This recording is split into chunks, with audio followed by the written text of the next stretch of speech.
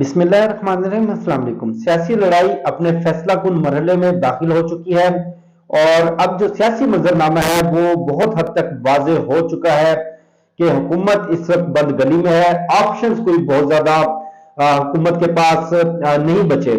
आज कुछ दो चार बड़ी सियासी डेवलपमेंट्स हुई जिससे ये मालूम होता है, ये वाज़ेह होता है कि हुकूमत इस वक्त एक ऐसी नहज पर पहुंच चुकी है कि अगर आवाम में जाते हैं तो शिकस्त इनका मुकद्दर बनती है। अगर ये सुप्रीम कोर्ट के हुक्म के खिलाफ कोई आईनी रुकावट या इंतजामी रुकावट पैदा करने की कोशिश करते हैं तो पूरी काबीना उसके सर पर नाअहली की तलवार लटक रही है। जैसे कि गुज़श्ता दो चार रोज में दावे किए जाते रहे, बढ़के मारी जाती रही कि सुप्रीम कोर्ट के 3 जजेस जिन्होंने पंजाब में 14 मई को इंतखाबात करवाने के हवाले से फैसला दिया था, उनके खिलाफ रेफरेंस दायर किया जाएगा, डट जाएंगे, मर जाएंगे, लड़ जाएंगे, भिड़ जाएंगे। आज वो सारी जो बढ़के थी, सारी जो धमकियां थी वो खोखली साबित हुई। ड्रॉप ही नहीं हुआ कि पार्लियामेंट का इजलास बुलाया गया। वो पार्लियामेंट जो कि मुकम्मल ही नहीं है, वो पार्लियामेंट जिसकी कोई आईनी हैसियत नहीं है, वो पार्लियामेंट जिसमें मुल्क की सबसे बड़ी जमात की कोई नुमाइंदगी नहीं है, उस पार्लियामेंट के इजलास से करारदाद मंजूर करवाई गई सुप्रीम कोर्ट ऑफ पाकिस्तान के फैसले के खिलाफ।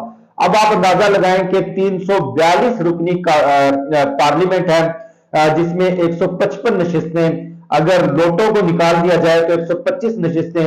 125 का नंबर तहरीक इंसाफ का है जो कि मौजूद ही नहीं, जिसकी कोई नुमाइंदगी ही नहीं है। चले अगर एक लम्हे के लिए फर्ज कर लें 172 का नंबर भी अगर हम अज्यूम कर लें शहबाज शरीफ के पास, तो 42 अरकान ने सिर्फ उस करारदाद के ऊपर दस्तखत किए। अब आप देखें कि 90 रुकनी काबीना है जिसमें आधे से ज्यादा लोग वो हैं जिनके पास जो कि मुंतखब ही नहीं है, जिनको मशीर बनाकर वफाकी वजीर का दर्जा दिया गया है। गैर मुंतखब अरकान से दस्तखत करवाए गए और ये एक सियासी चाल तो हो सकती है, ये एक सियासी बयानिया तो हो सकता है, इस करारदाद की कोई आईनी और कानूनी हैसियत नहीं है क्योंकि पाकिस्तान का आइन वाज़ेह है कि आला अदलिया के फैसलों के खिलाफ पार्लियामेंट में भी कोई कानून साजी नहीं हो सकती। सुप्रीम कोर्ट ऑफ पाकिस्तान के फैसलों को किसी भी आईनी तरमीम या कानून साजी के जरिए खत्म नहीं किया जा सकता। इस करारदाद की तो इतनी भी हैसियत नहीं है कि किसी दर्जा चहारम के मुलाजिम की तनख्वाह में इजाफा कर दिया जाए या कोई किसी एरे वेरे नथु खेरे को कहीं ट्रांसफर कर दिया जाए।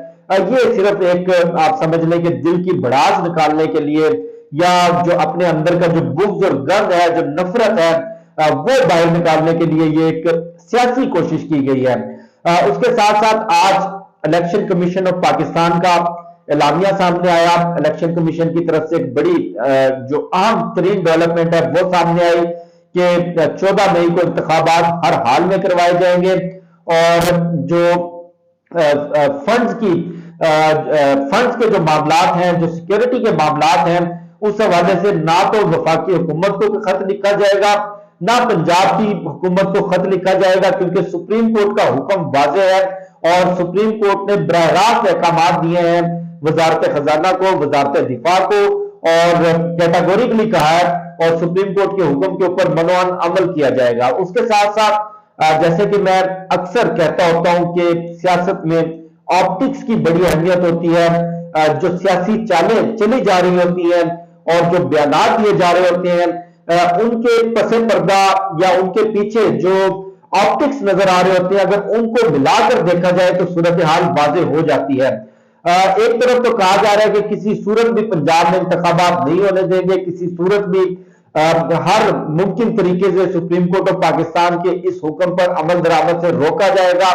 कभी काबीना से करारदाद मंजूर करवाते हैं, कभी ये पार्लियामेंट से करारदाद मंजूर करवाते हैं, बयान देते हैं। दूसरी तरफ हुकूमत की सबसे बड़ी इत्तेहादी पीपल्स पार्टी ने पंजाब में इंतखाबात लड़ने के हवाले से तैयारियां शुरू कर दी हैं और बल्कि तैयारियां क्या जोरों शोर से तैयारियां शुरू कर दी हैं और जो उम्मीदवार हैं उनके इंटरव्यू शुरू कर दिए गए हैं। इतलात के मुताबिक जो पंजाब के 90 हल्के हैं, 90 हल्कों में उम्मीदवार फाइनल कर लिए गए हैं और उसके साथ साथ इमरान खान ने भी अपनी तैयारियां शुरू कर दी हैं और जो दो चार और जो बड़ी अहम तरीन डेवलपमेंट्स हैं, सबसे स्मार्ट मूव के लिए आज फवाद चौधरी ने, और उन्होंने ये ऐलान किया कि सुप्रीम कोर्ट ऑफ पाकिस्तान में एक आईनी पिटीशन दायर करने जा रहे हैं, क्योंकि आइन इस हवाले से वाज़ेह है कि जो निगरान हुकूमत है वो 90 रोज से ज्यादा नहीं रह सकती। 90 रोज के बाद निगरान हुकूमत का वजूद खत्म हो जाएगा। चूंकि 14 मई की डेट दी गई है इंतखाबात के हवाले से, और निगरान हुकूमत की मुद्दत 20 अप्रैल को पूरी हो जाती है, तो जो 20 अप्रैल से 14 मई के दरमियान का जो वक्त है, ये करीबन 24 रोज बनते हैं। इन 24 दिनों में जो निगरान हुकूमत की तरफ से लिए जाने वाले फैसले और जो उनके इकदामात हैं, उनके ऊपर एक मुमकिना तौर पर बड़ा अहम आईनी सवाल उठता है कि उनकी हैसियत क्या होगी। इस हवाले से सुप्रीम कोर्ट ऑफ पाकिस्तान में रिट पिटीशन दायर की जा रही है, और उसके साथ साथ फरूख हबीब ने एक बड़ा कहने के मजेदार एक चाल चली है।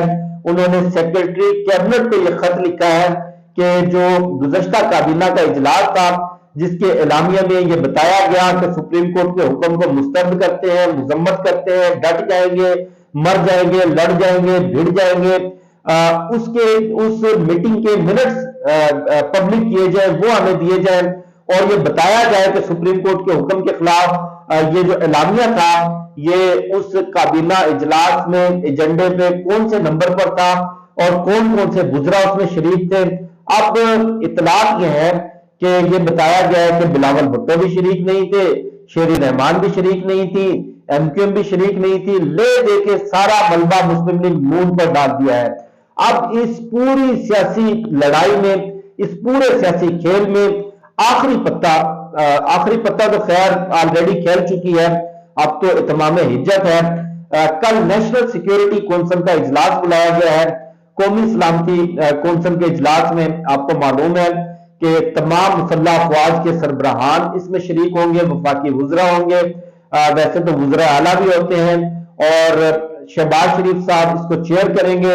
और इतलात यह है कि इस कौमी सलामती कौंसिल के इजलास में फौज से मदद मांगी जाएगी, बाज़ाब्ता तौर पर मदद मांगी जाएगी, और मेरी मालूमात के मुताबिक, मेरी इंफॉर्मेशन के मुताबिक, जो जराए बता रहे हैं रावलपिंडी और इस्लामाबाद के शहर इक़्तिदार के, फौज किसी किस्म के सियासी मामलात में इंटरफेयर नहीं करना चाहती।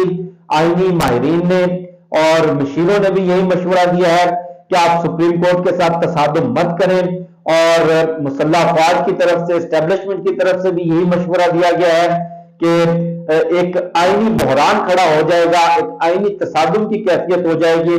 और जैसे कि मैं बार बार बता रहा हूं कि यह मामला सिर्फ तौहीन अदालत का नहीं है, इस पे आर्टिकल 6 भी लग सकता है।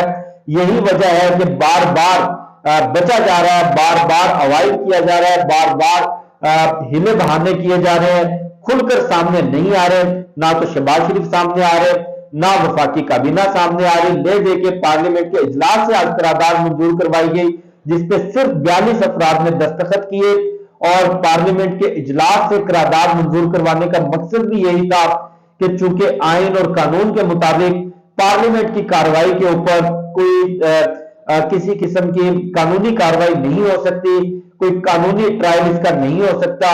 यही वजह है कि पार्लियामेंट के पीछे छुपने की कोशिश की गई है, और जैसे कि एस्टेब्लिशमेंट का किरदार है, वो अभी तक की इतलात के मुताबिक एस्टेब्लिशमेंट खुद बड़ी शदीद किस्म की तकसीम का शिकार है। लेकिन ओवरऑल जो मामलात है, टेम्परेचर कूल डाउन करने की कोशिश की जा रही है, और इस सियासी जो हिद्दत है उसको कम करके किसी तरह का कोई दरमियानी रास्ता निकालने की कोशिश बड़ी संजीदगी से की जा रही है। आप देखिए कल फॉरेन फंडिंग केस जो इमरान खान के खिलाफ कहा जा रहा था कि सबसे सख्त तरीन मुकदमा यही है, और तमाम तर उम्मीदें, तमाम तर ख्वाब और इनके तमाम तर आस इसी से वाबस्ता थी कि इमरान खान को नायल करवाया जाएगा, इस केस में उनको जेल भेजा जाएगा। दूसरा बड़ा मुकदमा टोचा खाना है। इनके अपने छोटे छोटे टोचे खाने बहुत सारे हजारों की तादाद में खुल चुके हैं। फॉरेन फंडिंग केस कल इस्लामाबाद हाईकोर्ट उड़ा चुकी है, और उसके साथ साथ इमरान खान की गिरफ्तारी की भी कोई ऐसी अटेम्प्ट दोबारा नहीं की गई, जैसे कि जमान पार्क पर 14-15 मार्च को हमला किया गया था। उसके बाद ऐसी भी कोई कोशिश नजर नहीं आ रही।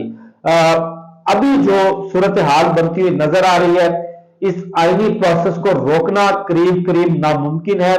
इस आईनी प्रोसेस के सामने बल बांधना, सुप्रीम कोर्ट के सामने डट जाना, लड़ जाना, भिड़ जाना, ये शायद इससे कोई बड़ा सियासी नुकसान तो हो सकता है, लेकिन नून लीग को इससे कोई बड़ा सियासी फायदा नहीं होगा। और जो सियासी शहीद बनने की कोशिश की जा रही है शहबाज शरीफ के, किसी तरह से कोई बयानिया लेके सियासी शहीद बन के अवाम में जाया जाए, वो सुप्रीम कोर्ट इनका ये ख्वाब किसी सूरत भी पूरा नहीं होने देगी। मुझे शफकत अली को दीजिए इजाजत, इंशाल्लाह फिर नेक्स्ट वीडियो में मुलाकात होगी। पाकिस्तान जिंदाबाद।